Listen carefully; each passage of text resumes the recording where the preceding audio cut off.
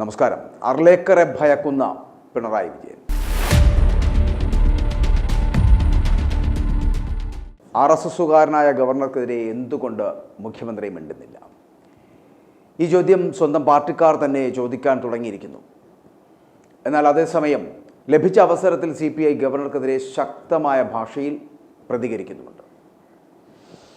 എന്നാൽ അതിനു മുൻപ് ഭാരത് മാതാ വിവാദം ചർച്ചയാകുമ്പോൾ അതിൻ്റെ ചരിത്ര പശ്ചാത്തലം അറിയേണ്ടത് അത്യാവശ്യമാണ്. ഭാരത് മാത അതാ മദർ ഇന്ത്യ എന്ന ആശയം ഉടലെടുക്കുന്നത് സ്വാതന്ത്ര്യ സമരകാലത്ത് കൊളോണിയൽ ഭരണത്തിനെതിരെയുള്ള ദേശീയ ഐക്യത്തിൻ്റെ പ്രതീകം എന്ന നിലയിലാണ്. ആദ്യമായി ഭാരത് മാതയെ വരച്ചത് 1904 പ്രമുഖ ചിത്രകാരനായ അബനീന്ദ്രനാഥ് ടാഗോർ ആയിരുന്നു. 1905 ബംഗാൾ വിഭജന കാലത്ത് ദേശീയതയുടെ പ്രതീകമായിട്ട് ഭാരത് മാത ഉയർന്നു വന്നു. വന്ദേ മാതരം കോൺഗ്രസ് പ്രക്ഷോഭങ്ങളിലെ മുദ്രാവാക്യമായി മാറിയതും അക്കാലത്തായിരുന്നു. 1950 ബങ്കിം ചന്ദ്ര ചാറ്റർജി എഴുതിയ വന്ദേ മാതരം എന്ന കവിത ദേശീയ ഗാനമായി പ്രഖ്യാപിച്ചതും ഭാരത് മാത എന്ന സങ്കല്പത്തിൽ നിന്നുമാണ്. സ്വാതന്ത്ര്യ സമരകാലത്ത് ഭാരത് മാതാ ക്ഷേത്രങ്ങൾ പോലും സ്ഥാപിതമായിരുന്നു എന്നുള്ളതാണ്. ആദ്യ ക്ഷേത്രം ഉദ്ഘാടനം ചെയ്തത് 1936 വാരണാസിയിൽ മഹാത്മാഗാന്ധിയായിരുന്നു. ഒരു ദേവിയുടെയും ദേവൻ്റെയും പ്രതിഷ്ഠ ഇല്ലാത്ത വാരണാസി ഭാരത് മാതാ ക്ഷേത്രത്തിൽ മാർബിളിൽ ഇന്ത്യൻ ഭൂപടം മാത്രമാണ് അവിടെ ഉള്ളത് എന്നുള്ളതാണ്. മതത്തിൻ്റെ വേലിക്കെട്ടുകളില്ലാതെ എല്ലാ വിഭാഗം ജനങ്ങൾക്കും അവിടെ പ്രവേശനവുമുണ്ട്. ഭാരത് മാതായുടെ മാതൃകയിലാണ് ബംഗാമാത, തമിഴ് തായി, തെലുഗു തല്ലി, തെലങ്കാന തല്ലി തുടങ്ങിയ സംസ്ഥാന പ്രതീകങ്ങളും ഉയർന്നു വന്നത് എന്നുള്ളതാണ്.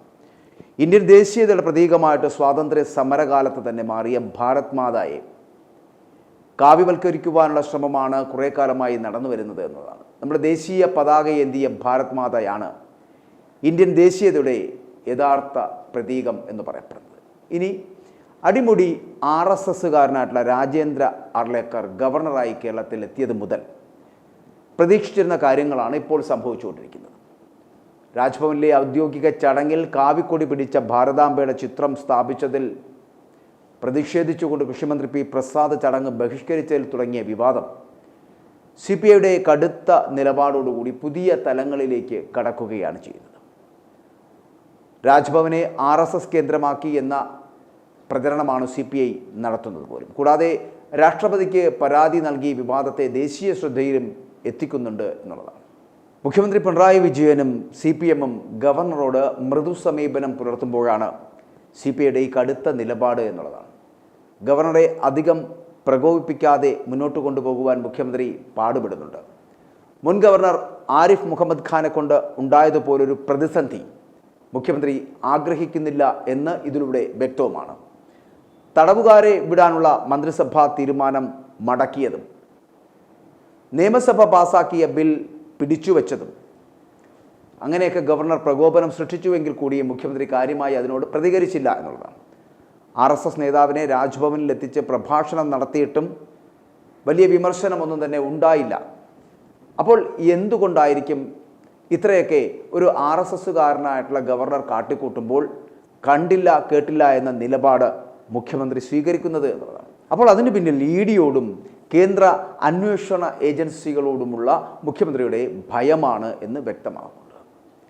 വീണ വിജയനെതിരെയുള്ള കേന്ദ്ര അന്വേഷണ ഏജൻസികളുടെയും SFIOയുടെയും അന്വേഷണമടക്കം നിലനിൽക്കുന്ന സാഹചര്യത്തിൽ ഗവർണറെ പിണക്കാതെ കൊണ്ടുപോകുന്നതാണ് തനിക്കും തൻ്റെ കുടുംബത്തിനും നല്ലത് എന്ന് പിണറായി വിജയൻ ചിന്തിച്ചാൽ അതിനെ പാർട്ടിക്കും തെറ്റു പറയാൻ കഴിയില്ല എന്നുള്ളതാണ്. അതായത് ഈ പാർട്ടിയുടെ ഒരേ ഒരു മുഖ്യമന്ത്രിയും ഒരേ ഒരു സർക്കാരുമാണ് ഇതെന്ന തിരിച്ചറിവാണ് പാർട്ടി സെക്രട്ടറിയെ അടക്കം പ്രതികരിക്കാൻ പറ്റാത്ത രീതിയിൽ കൂച്ചുവിലങ്ങിട്ടിരിക്കുന്നത് എന്നുള്ളതാണ്. ഏതെങ്കിലും കാരണത്താൽ ഗവർണർ സർക്കാരിനെതിരെ തിരിയുന്നതിനെ മുഖ്യമന്ത്രി ഭയക്കുന്നുണ്ട്. അപ്പോൾ ആ ഒരു സാഹചര്യത്തിലുള്ള CPIയുടെ ഈ നീക്കത്തെ വളരെ ഗൗരവത്തോടെയാണ് പക്ഷേ പിണറായി വിജയൻ നോക്കിക്കാണുന്നത് എന്നുള്ളതാണ്. സർക്കാരിനെ പ്രതിരോധത്തിലാക്കുന്ന ഇത്തരത്തിലുള്ള പ്രവണത തുടരുകയാണ് എങ്കിൽ ഇനി ഒരു വേള CPIയെ പുറത്തു നിർത്താൻ പോലും പിണറായി വിജയൻ തീരുമാനിച്ചേക്കും എന്നുള്ളതാണ്.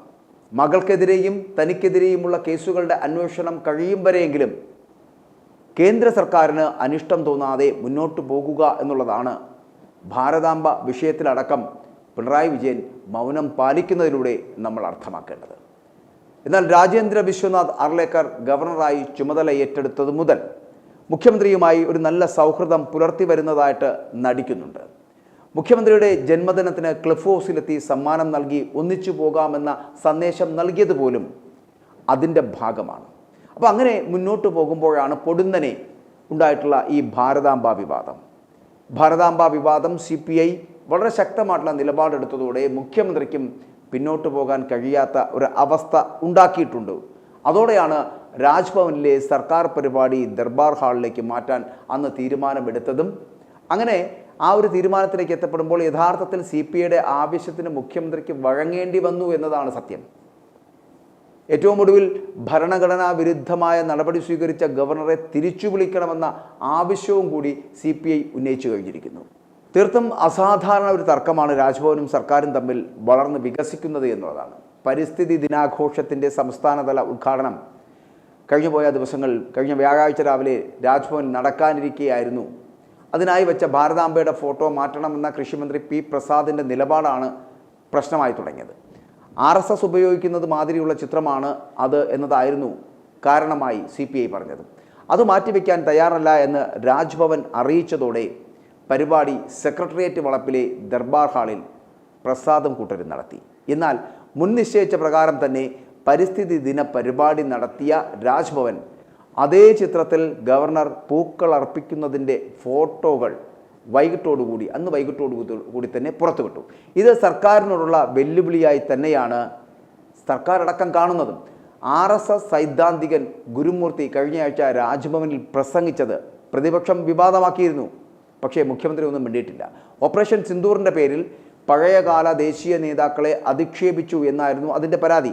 അന്നും ഇതേ ഭാരതാംബ ചിത്രം വേദിയിൽ ഉണ്ടായിരുന്നു എന്നുള്ളതാണ്. ആ വിഷയത്തിൽ ഗവർണർക്കെതിരെയോ രാജ്ഭവനെതിരെയോ ഒരു പ്രതികരണത്തിനും സർക്കാരോ മുഖ്യമന്ത്രിയോ തയ്യാറായിരുന്നില്ല എന്നുള്ളതാണ്. എന്നാൽ ഭാരതാംബയെ കൃഷിമന്ത്രി അപമാനിച്ചു എന്ന് പ്രധാനമന്ത്രിയെയും ആഭ്യന്തരമന്ത്രിയെയും രാജ്ഭവൻ അറിയിക്കാൻ തീരുമാനിച്ചിരിക്കുന്നു. രാജ്ഭവനിൽ കൃഷി വകുപ്പിൻ്റെ പരിപാടി സംഘടിപ്പിച്ച ശേഷം എത്താതിരുന്നു എന്നും ഭാരതാംബയുടെ ചിത്രത്തെ അധിക്ഷേപിച്ചു എന്നുമുള്ള പരാതിയുമായിട്ട് മന്ത്രി P. പ്രസാദിനെതിരെ ഗവർണർ അർലേക്കർ രാഷ്ട്രപതിക്കും പ്രധാനമന്ത്രിക്കും കേന്ദ്ര ആഭ്യന്തരമന്ത്രിക്കും റിപ്പോർട്ട് നൽകാൻ പോവുകയാണ്. സംസ്ഥാന മന്ത്രിക്കെതിരെ നടപടികൾക്ക് കേന്ദ്ര സർക്കാരിന് പരിമിതികൾ ഉണ്ട് എന്ന് എല്ലാവർക്കും അറിയാം. അപ്പോൾ അതുകൊണ്ട് തന്നെ ഈ റിപ്പോർട്ടിലും നടപടികളൊന്നും തന്നെ ഉണ്ടാകാൻ പോകുന്നില്ല. അതേസമയം ഗവർണർ രാജേന്ദ്ര വിശ്വനാഥ് അർലേക്കറെ പിൻവലിക്കണമെന്ന് ആവശ്യപ്പെട്ടുകൊണ്ട് CPIയുടെ രാജ്യസഭാംഗമായിട്ടുള്ള P. സന്തോഷ് കുമാർ രാഷ്ട്രപതിക്ക് കത്ത് നൽകിയിട്ടുമുണ്ട്. അപ്പോൾ ഈ കത്തിൽ രാഷ്ട്രപതി ഭവനും നടപടികളൊന്നും തന്നെ എടുക്കാൻ പോകുന്നില്ല. അപ്പോൾ രണ്ട് പരാതികളും അങ്ങനെ തന്നെ നിൽക്കും എന്നർത്ഥം. വിഷയത്തിൽ മുഖ്യമന്ത്രി ഇന്നലെയും പരസ്യ പ്രതികരണം നടത്തിയില്ല എന്നുള്ളത് ശ്രദ്ധേയമാണ്. അപ്പോൾ ഇതിനിടെ CPM സംസ്ഥാന സെക്രട്ടറിയായിട്ടുള്ള MB ഗോവിന്ദൻ പക്ഷേ ഇക്കാര്യത്തിൽ വലിയ വിമർശനവുമായിട്ട് രംഗത്ത് വന്നു. ഏത് ഭാരതാംബ എന്ന് ചോദിച്ചുകൊണ്ടാണ് അദ്ദേഹം രംഗത്തെത്തിയത്. ഭാരതാംബ എന്ന് പറയുന്ന ഒരു ഔദ്യോഗിക ചിഹ്നമോ ഔദ്യോഗിക രൂപമോ ഇല്ല എന്നും അദ്ദേഹം പറയുകയുണ്ടായി. RSSൻ്റെ കൃത്യമായ അജണ്ട അടിസ്ഥാനപ്പെടുത്തി തയ്യാറാക്കുന്ന ഫോട്ടോ മാത്രമാണ് അതെന്നും ഇത് കാവ്യവൽക്കരണത്തിലുള്ള ശ്രമമാണ് എന്നുകൂടി ഗോവിന്ദൻ വിമർശിക്കുകയുണ്ടായി.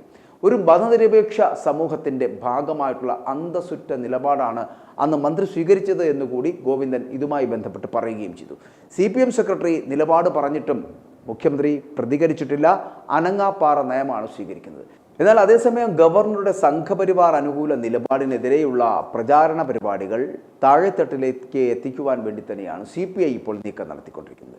രാജ്ഭവനെ RSS ശാഖയാക്കി മാറ്റാൻ ഗവർണർ ശ്രമിക്കുന്നു എന്നുള്ള വിമർശനവും CPI ഇതിനോടൊപ്പം തന്നെ ഉയർത്തുന്നുണ്ട്. പരിസ്ഥിതി ദിനാചരണ പരിപാടിയിൽ RSS കൊടി പിടിച്ചിട്ടുള്ള ഭാരതാംബയുടെ ചിത്രം അത് മാറ്റില്ല എന്ന ഗവർണറുടെ കടുംപിടുത്തം അങ്ങേറ്റം ഭരണഘടനാ വിരുദ്ധമാണ് എന്നായിരുന്നു CPI ഇതുമായി ബന്ധപ്പെട്ട് പറയുന്നത്. അത് ഭരണഘടനയോട് കാണിക്കുന്ന അവഹേളനം കൂടിയാണ് എന്നും രാജ്ഭവനെ സംഘപരിവാറിൻ്റെ ക്യാമ്പ് ഓഫീസാക്കിയാലും ഗവർണർ പദവിയെ രാഷ്ട്രീയ വടംവലിക്കുള്ള ഉപാധിയാക്കിയും മാറ്റരുത് എന്നുകൂടി CPI ഇതിനോടൊപ്പം ചേർത്ത് പറയുന്നുണ്ട്.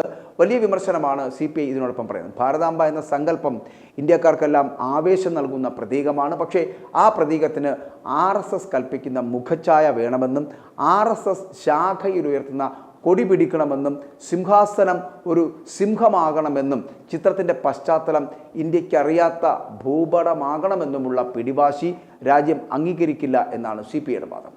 ഇന്ത്യയുടെ ഭൂപടം എന്താണ് എന്ന് ഇന്ത്യയുടെ ഭരണഘടനയിൽ വ്യക്തമായി പറയുന്നുണ്ട്. RSSന്റെ സങ്കല്പ ഭാരതമാതാവിന് മുന്നിൽ പുഷ്പാർച്ചന ചെയ്യാൻ നിർബന്ധിതനാവുന്ന സാഹചര്യത്തിലാണ് മന്ത്രി പ്രസാദ് ചടങ്ങ് ബഹിഷ്കരിച്ചത് എന്നുള്ള ന്യായവാദനവും വിശദീകരണവും കൂടി CPI മുന്നോട്ട് വയ്ക്കുന്നു. അപ്പോഴും മുഖ്യമന്ത്രിയുടെ മൗനത്തിൽ CPIയും അതൃപ്തിയിലാണ്. i2i ന്യൂസ് സബ്സ്ക്രൈബ് ചെയ്തിട്ടില്ലാത്തവർ ഇപ്പോൾ തന്നെ സബ്സ്ക്രൈബ് ചെയ്യുക. നോട്ടിഫിക്കേഷൻ ലഭിക്കുവാൻ ബെൽ ബട്ടണും അമർത്തുക. i2i news, an eye for truth.